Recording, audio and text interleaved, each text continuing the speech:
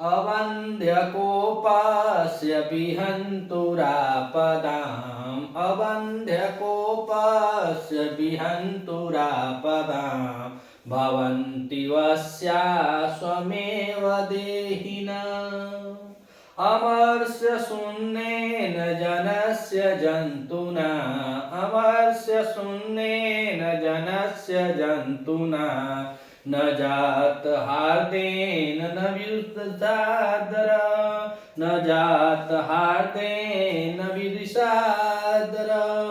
तो अब द्रौपदी जी महाराज से कह रही हैं कि हे महाराज, ऐसे व्यक्ति जिनके ऊपर दुराचार किया गया हो, उनको वह प्रताड़ित किया गया हो, अत्याचार किया गया हो, और वह व्यक्ति चुपचाप सहन कर ले, बिना क्रोध किए हुए चुपचाप सहन करने उस अत्याचार का प्रतिकार न करे, तो वह व्यक्ति क्या होता है? अनादर का पात्र होता है। और अनादर का पात्र कैसे होता है, उसी चीज को इस श्लोक में निबद्ध किया गया है। वंशज छंद में यह श्लोक निबद्ध है और भारवी जी लिख रहे हैं कि अवंध्य कोपस्य, अवंध्य यानी बंध कोपस्य, जिसका क्रोध बधित किया गया हो। कोप माने क्रोध, कोप माने क्या होता है? क्रोध, बाधित क्रोध वाला। लेकिन यहाँ पे क्या कर रहे हैं कि अवंध्य कोपस, अर्थात जिनका क्रोध बाधित न किया गया हो, जो क्रोध से युक्त हो।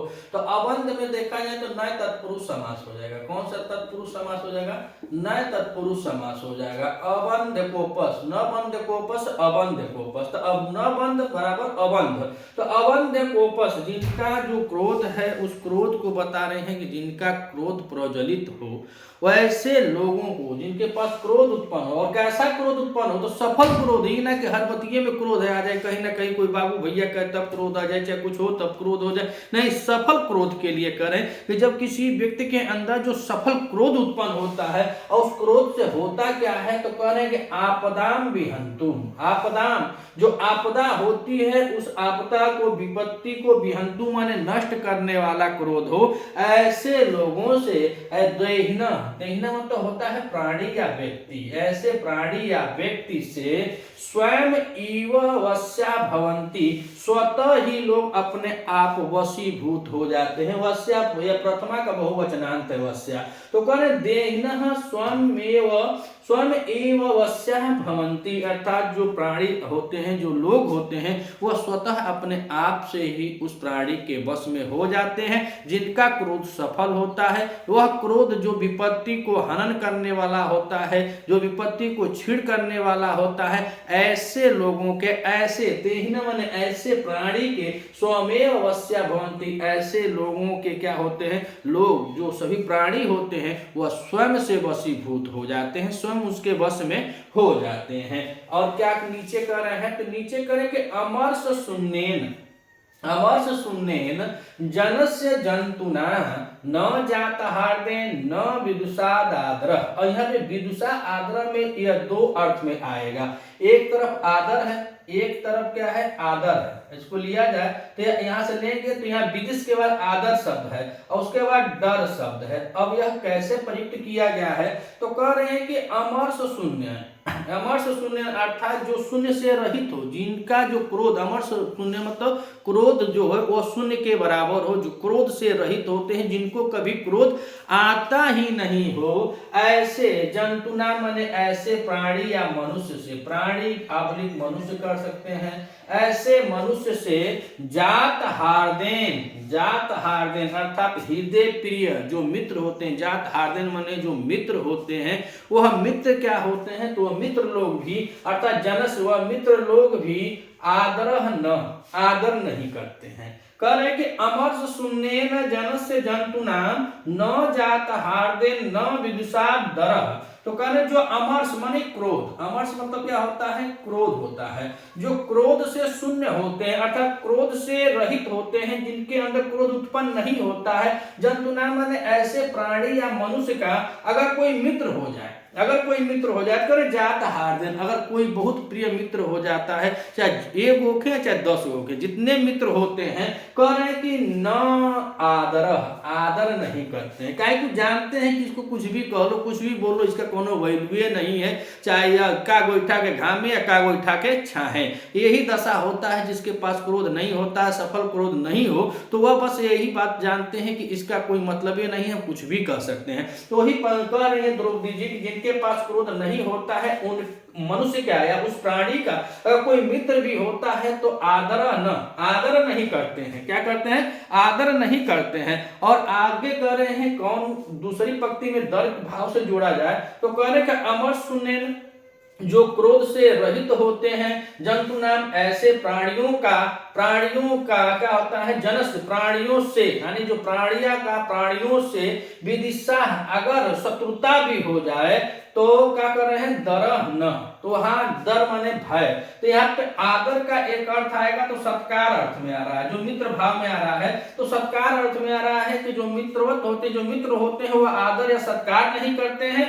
अगर उस प्राणी का जो क्रोध से रहित तो ऐसे प्राणी का अगर विदिश अगर शत्रु भी हो जाए तो शत्रु डर माने क्या होता है भय, कर को भयभीत भी नहीं होता है। दोनों पहलुओं में यहाँ पे बताया गया है, इसीलिए अर्थ गौरव कहा जाता है भारवी जी को कि भारवी जी क्या है अर्थ गौरव के लिए प्रसिद्ध है। तो शब्द थोड़े हैं लेकिन दोनों अर्थों में यहाँ पे भाव उत्पन्न हो रहा है कि जो क्रोध से शून्य होते हैं ऐसे प्राणियों से अगर मित्रता हो जाती है तो वह उनका आदर नहीं करते हैं। अगर उस प्राणी का फिर कहने का अमर शून्य अगर वही जो क्रोध से रहित है ऐसे प्राणियों का अगर प्राणियों से विदिशा अगर मित्रता नहीं शत्रुता भी हो जाए तो वह भी भयभीत नहीं होते हैं। तो आइए एक बार और देख लेते हैं अबंध्य कोपस्य विहंतुरापदाम। आपदाम यहाँ पे दिया है तो यहाँ पे आंग उपसर्ग है और धातु की यहाँ पे बात करें तो यहाँ पे पद धातु, कौन सी धातु है? पद धातु है और किप प्रत्यय लगा हुआ है, षष्ठी बहुवचन में यह क्रिया लगी हुई है आपदाम। और यहाँ पे कह रहे हैं विहंतु माने नष्ट करना, तो यहाँ पे बी उपसर्ग हो जाएगा, हन धातु है, इसमें हरण माने हन धातु छीड़ करने में नष्ट करने में, तो हन धातु के साथ अगर देखा जाए तो यहाँ पे त्रिच प्रत्यय लगा हुआ है, षष्ठी एक वचन में विहंतु बना है। और अबंध में नए तत्पुरुष समास है। तो कह रहे हैं कि जो क्रोध से रहित होते हैं, जो सफल क्रोध वाले, क्रोध से रहित नहीं कर अबंध को पर जो क्रोध से युक्त होते हैं, जो सफल क्रोध वाले व्यक्ति होते हैं, जो आपदा मतलब विपत्ति को विहंतु माने नष्ट कर देते हैं, क्रोध उनके अंदर उत्पन्न होता है और उस क्रोध वाले व्यक्ति विपत्तियों का विनष्ट कर देते हैं, नाश कर देते हैं, ऐसे देहिना ऐसे प्राणियों के स्वमेव वश्या भवंती, अर्थात और सभी जो प्राणी होते हैं वह स्वयं से ही वशीभूत हो जाते हैं। लेकिन नीचे बता रहे हैं कि अमर्ष सुन्नेन और जिनके पास क्रोध नहीं होता है, और जिनके पास क्रोध नहीं होता है जंतुना ऐसे प्राणी ऐसे मनुष्य का अगर जनस्य मनुष्य का ऐसे जंतुना माने प्राणी को जनस माने और प्राणी का प्राणी को प्राणी का अगर जात हृदय मित्रता भाव हो जाए, हृदय माने हृदय प्रिय, जो ऐसा यह संबंध होता है मित्रता का, पैदा होते ही दुनिया का सब रिश्ता प्राप्त हो जाता है, लेकिन मित्रत्व भावना जो मित्रता होती है वो मनुष्य स्वयं बनाता है और स्वयं से ही बनाता है। इसीलिए कवि जी कह रहे हैं कि जंतुना प्राणी जनस्य का प्राणी से प्राणी का जात हार्देन जब हृदय मिलन होता है, जो मित्रता भाव होता है, उस दशा में भी कह रहे का आदर न, वह भी मनुष्य वह भी मित्र आदर नहीं करता है। किसका?